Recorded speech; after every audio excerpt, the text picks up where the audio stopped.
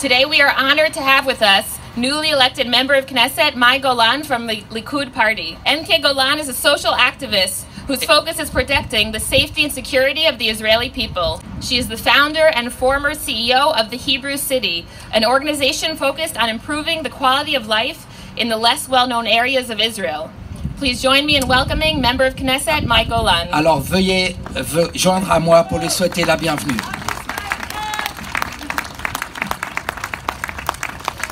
Shalom everyone and bonjour. It is an honor for me to be here today in Geneva in front of the United Nations in this March of a Life event. Before we start, I would like to condemn the criminal attacks against Israel over the past 24 hours by terrorist organizations that control Gaza. Non-stop firing of rockets aimed at the civilian population. Here from Geneva, I send my prayers for the safety and security of the people of Israel. I am sure that the Prime Minister Benjamin Netanyahu and the IDF will continue to do everything to protect our security. We will always stay strong against terror.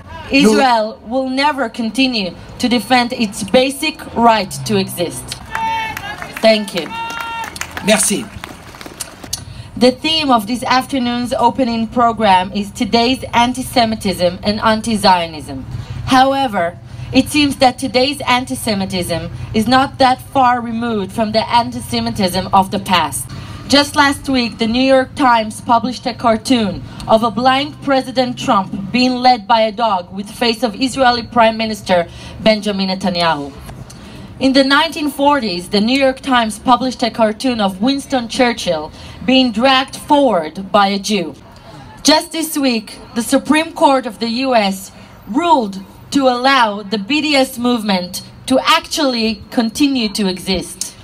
BDS chooses to boycott Israel, the only democracy in the Middle East, and refuses to engage in business with Israeli companies. In the 1930s in Germany, Jewish businesses were closed down, and Jewish workers were prohibited from working in government jobs and doctors or lawyers. Any party who disagreed with Hitler's policies was outlawed. Today's anti-Semitism is the same anti-Semitism of the past. It is up to you and me to stand up and make a change. To not allow ourselves to become numb to terror attacks in Israel. So much so that we barely flinch when we hear about news like last night, where terrified children were forced to sleep in bomb shelters because of 300 rockets that were aimed at them all night long.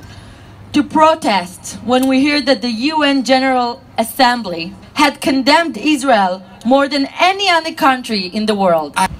As we march through the streets of Geneva, let us pledge to commit ourselves to a better future. I entered politics because I believe that one person can make a difference.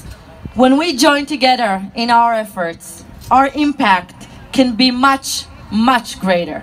Thank you very much and God bless you all. Merci beaucoup et que Dieu vous bénisse. Thank you. Merci.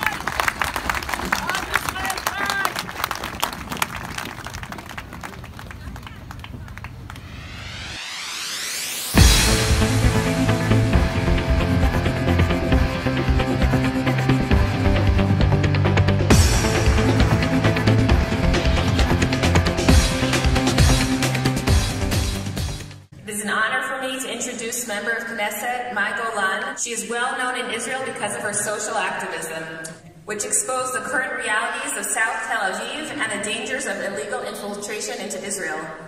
Please join me in welcoming Member of Knesset, Golan.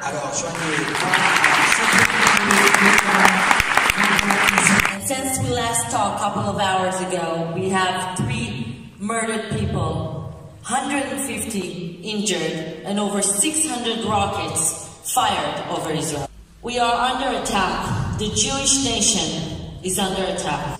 We are surrounded by people who don't recognize the basic right of Israel to exist as it is today. For me, walking through the streets of Geneva and hearing the stories of the Jewish refugees who sought refuge in Switzerland during the time of the Holocaust, it reminded me of my own personal family history. Like the Holocaust survivors here, who are we very privileged and honored to have. My mother too was persecuted for being a Jew in her hometown in Iraq in the 1940s. At that time in Iraq, Jews were fired from their jobs, their homes were destroyed, many were imprisoned based on false conspiracy claims, and others were murdered just for being Jews. This time period is known as the Farhud, the violent pogrom, yet it is rarely spoken about. If we are too afraid to confront the injustices that took place in our histories, then we will never, ever be able to learn for the future. That is why being here at the March of Life is so meaningful for me on a personal level.